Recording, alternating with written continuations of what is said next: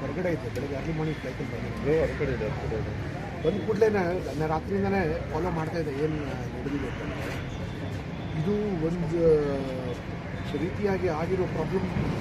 ಏನು ಶಾಂತಿಯುತವಾಗಿ ಓಂ ಶಕ್ತಿ ದೇವಸ್ಥಾನದಿಂದ ಏನು ಹೊರತಿದ್ರಲ್ಲ, ಕಿಡಿಗೇಡಿಗಳು ಕಲ್ಲು ತೂರಾಟ ಮಾಡಿದ್ದಕ್ಕೆ ನಾನು ನಿಜವಾಗ್ಲೂ ಅಲ್ಲಿ ಓಂ ಶಕ್ತಿ ಭಕ್ತರಿಗೆ ಮತ್ತು ಅಲ್ಲಿ ಹಿಂದೂಗಳು ಯಾರಿದ್ದಾರೆ ಅವ್ರಿಗೆ ಅಪ್ರಿಷಿಯೇಟ್ ಮಾಡಬೇಕು. ಅವರು ರಿಯಾಕ್ಟ್ ಮಾಡಿಲ್ಲ. ಅವರು ರಿಯಾಕ್ಟ್ ಮಾಡೋಕ್ಕೆ ಹೋಗಿದ್ರೆ ಭಾಳ ದೊಡ್ಡದಾಗಿ ಸಮಸ್ಯೆ ಆಗಿರೋದು. ಸೊ ನಿನ್ನೆ ರಾತ್ರಿಯೇ ನಾನು DCP ಸಾಹೇಬ್ರ ಹತ್ರ ಮತ್ತು CP ಹತ್ರ ಮಾತಾಡಿದೆ. ತುರ್ತಾಗಿ ನೀವು ಅರೆಸ್ಟ್ ಮಾಡಿಲ್ಲ ಅಂದರೆ ಬೆಳಗ್ಗೆ ಹೊತ್ತಿನಲ್ಲಿ ಪ್ರಾಬ್ಲಮ್ ಭಾಳ ಎಸ್ಕಲೇಟ್ ಆಗೋಗ್ಬಿಡುತ್ತೆ ಅಂತ.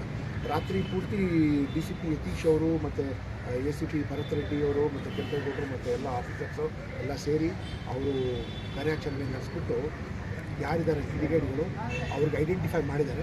ಸದ್ಯದಲ್ಲೇ ಅವ್ರಿಗೆ ವಶಕ್ಕೆ ತೆಗೆದುಕೊಳ್ಳೋ ಸಾಧ್ಯತೆ ಇದೆ ಮತ್ತು ಅವ್ರ ಮೇಲೆ ಕ್ರಮ ಕೂಡ ಜರುಗಿಸ್ತಾರೆ. ಸೊ ಅಕ್ಯೂಸ್ಡ್ ಅಂತೂ ಪತ್ತೆ ಆಗಿದೆ ಯಾರು ಈ ರೀತಿ ಮಾಡಿದ್ದಾರೆ ಅಂತ. ಮತ್ತು ಮುಂದೆ ಬರೋ ದಿನಗಳು ಕೂಡ ಈ ಭಾಗದ ಮೇಲೆ ತುಂಬ ಹೆಚ್ಚಿನ ಹದ್ದಿನ ಕಣ್ಣು ಇಟ್ಟಿರಬೇಕು. ಮತ್ತು ಇಲ್ಲಿ ಹೋಮ ಸಾಮರಸ್ಯ ನಾವು ಮೇಂಟೈನ್ ಮಾಡಿಕೊಂಡೇ ಇರಬೇಕು. ಯಾಕೆಂದರೆ ಬೆಂಗಳೂರು ಸಿಟಿಲಿ ಹಿಂದೆ ಭಾಳ ಕೆಟ್ಟ ಇತಿಹಾಸ ಇತ್ತು ಈ ಭಾಗಕ್ಕೆ, ಈ ಜಯನಗರ್ಗೆ ಕಮ್ಯುನಲ್ ಗಲಾಟೆ ಆಗ್ತಂತೆ. ಇತ್ತೀಚೆಗೆ ಪರವಾಗಿಲ್ಲ, ಬಟ್ ಆದರೆ ಈ ತುರ್ತು ಕಾರ್ಯಾಚರಣೆ ಪೊಲೀಸರು ಮಾಡಿರೋದು ಮೆಚ್ಚಬೇಕು. ರಾತ್ರಿ ಇಡೀ ಕೆಲಸ ಮಾಡಿ ಅವರು 3 ಜನ ಕಿಡಿಗೇಡಿಗಳಿಗೆ ಅವರು ಐಡೆಂಟಿಫೈ ಮಾಡಿದ್ದಾರೆ. ಸದ್ಯದಲ್ಲಿ ಅವರಿಗೆ ಎಲ್ಲಕ್ಕಿಂತ ಮೇಯ್ನಾಗಿ ನಾವು ನೋಡಬೇಕಾಗಿದ್ದು ಇದೆಲ್ಲ ಯಾಕೆ ಇಲ್ಲಿ ಆಗಿದೆ ಅಂತ.